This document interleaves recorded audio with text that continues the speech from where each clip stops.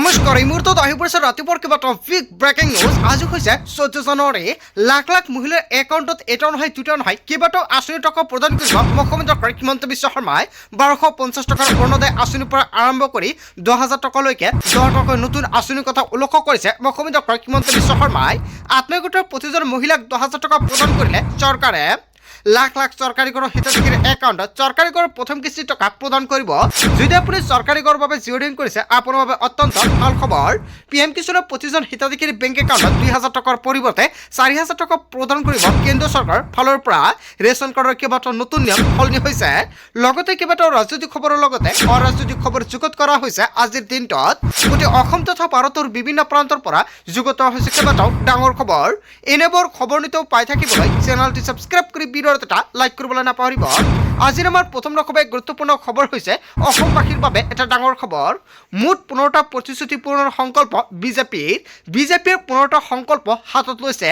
প্ৰতিগৰাকী মহিলাই লাভ কৰিব কেইবাটাও নতুন আঁচনি। ৰাজ্যিক বিজেপিৰ কাৰ্যালয়ত সংকল্প পত্ৰ মুকলি অনুষ্ঠান আৰু মুখ্যমন্ত্ৰী হিমন্ত বিশ্ব শৰ্মাৰ উপস্থিতিত সংকল্প পত্ৰ মুকলি অনুষ্ঠান।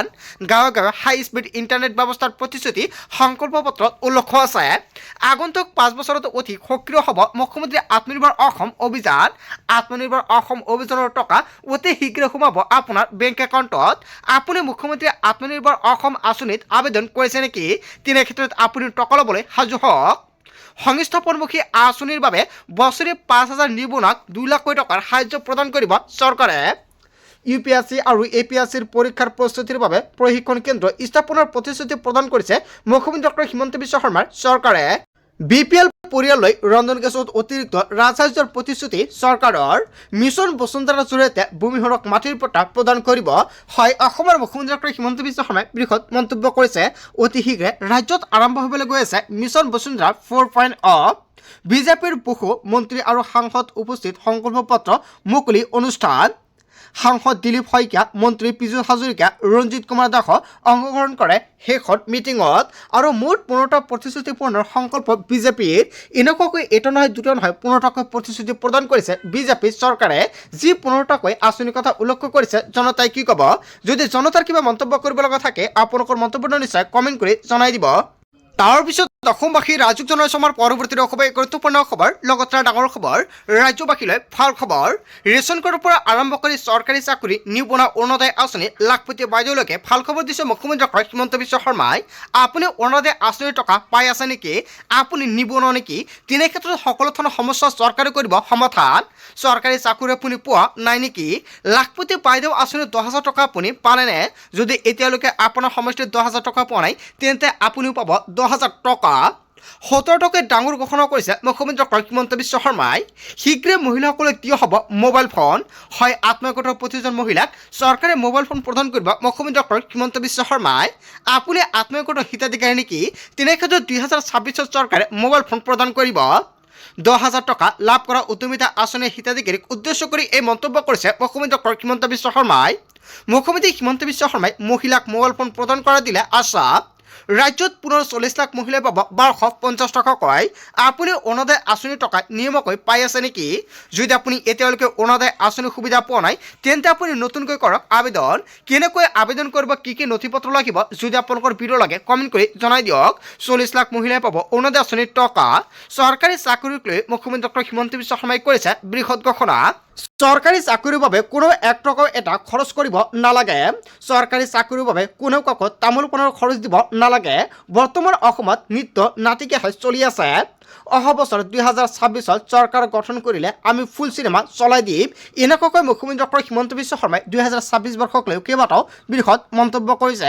2026 চৰকাৰ গঠন কৰিলে চৰকাৰে এইসমূহ সুবিধা প্ৰদান কৰিব।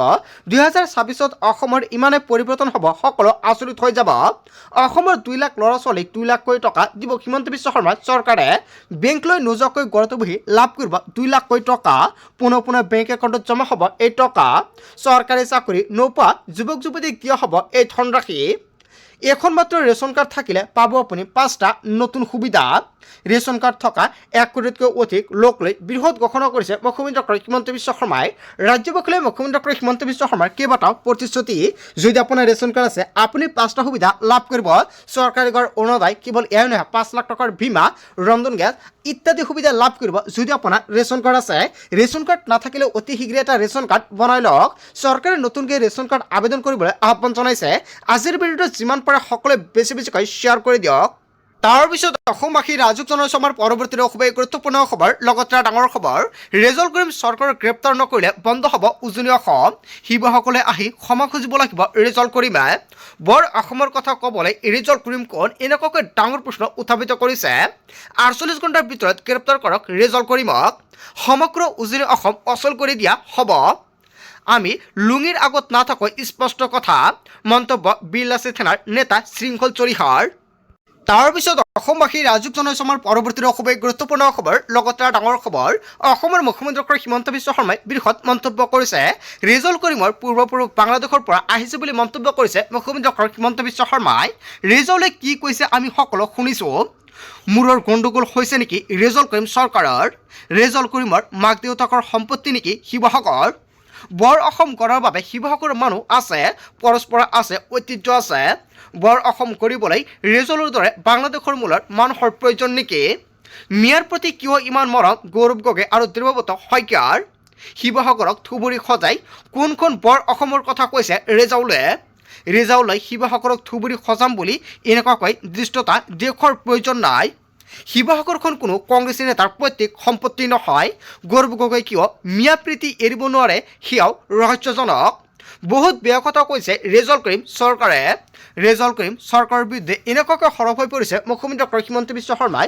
হয় ৰেজল্ট কৰিম চৰকাৰৰ বিৰুদ্ধে অসমৰ মুখ্যমন্ত্ৰী ডক্টৰ হিমন্ত বিশ্ব শৰ্মাই যিকেইটা মন্তব্য কৰিছে জনতাই কি ক'ব যদি জনতাৰ কিবা মন্তব্য কৰিব লগা থাকে আপোনালোকৰ মন্তব্যটো নিশ্চয় কমেণ্ট কৰি জনাই দিব তাৰ পিছত অসমবাসী ৰাজুক জনাইছে আমাৰ পৰৱৰ্তী খুবেই গুৰুত্বপূৰ্ণ খবৰ লগতে ডাঙৰ খবৰ ভোটাৰ তালিকাৰ পৰা সংখ্যালঘুৰ নাম কাটিলে হ'ব বিপদ বৈধ লোকৰ নাম কাটিলে আদালতলৈ যাব আমচু এনআৰচিত অন্তৰ্ভুক্ত হোৱা কোনো লোকৰ নাম নাকাটিব ভোটাৰ তালিকা সংশোধনৰ সন্দৰ্ভত নিৰ্বাচন আয়োগক স্মাৰক পত্ৰ বহু ঠাইত ভূমিহীন লোকক ফৰ্ম 6 পূৰণ কৰিবলৈ দিয়া নাই বৈধ লোকৰ নাম ভোটাৰ তালিকাৰ পৰা কৰ্তনৰ ষড়যন্ত্ৰৰ অভিযোগ ভোটাৰ তালিকাৰ পৰা সংখ্যালঘুৰ নাম কাটিলে হ'ব বিপদ হয় এনেকুৱাকৈ কেইবাটাও ডাঙৰ মন্তব্য কৰিছে আমচুৰ ফালৰ পৰা আপোনাৰ গাঁও বা অঞ্চলত ফৰ্ম 6 এপ্লাই কৰিব দিছে না নাই বা ফৰ্ম 8 এপ্লাই কৰিব দিছে না নাই যদি দিছে নিশ্চয় কমেণ্ট কৰি জনাই দিয়ক তাৰপিছত অসমবাসী ৰাজুক জনাইছে আমাৰ পৰৱৰ্তী খুবেই গুৰুত্বপূৰ্ণ খবৰ লগতে ডাঙৰ খবৰ PM কিষাণক লৈ লাখ লাখ কৃষকৰ বাবে জৰুৰী খবৰ আহি পৰিছে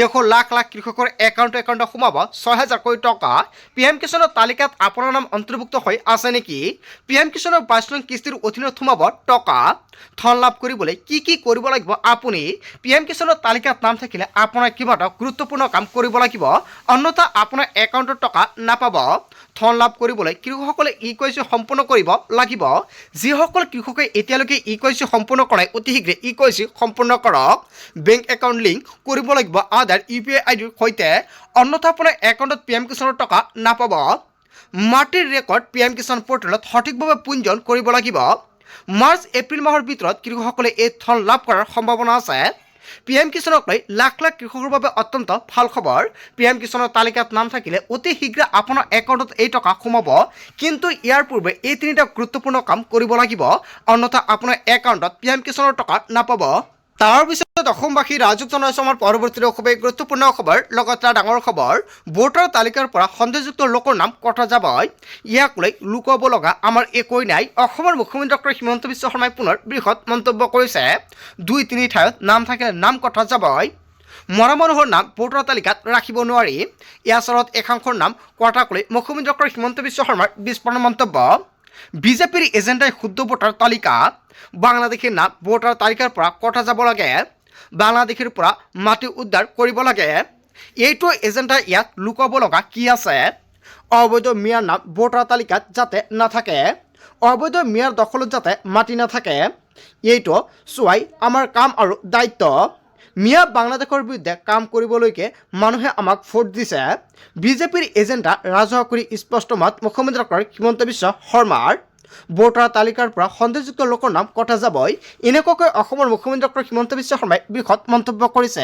হয় বন্ধু বান্ধৱীসকল, গোটেই অসম তথা ভাৰতৰ বিভিন্ন প্ৰান্তৰ পৰা যুগত হৈছে কেইবাটাও ডাঙৰ খবৰ। এনেবোৰ খবৰ নিতেও পাই থাকিবলৈ চেনেলটি ছাবস্ক্ৰাইব কৰি ভিডিঅ'ত এটা লাইক কৰিবলৈ নাপাহৰিব। চ' থেংক ইউ ফৰ ৱাচিং ফুল ভিডিঅ'।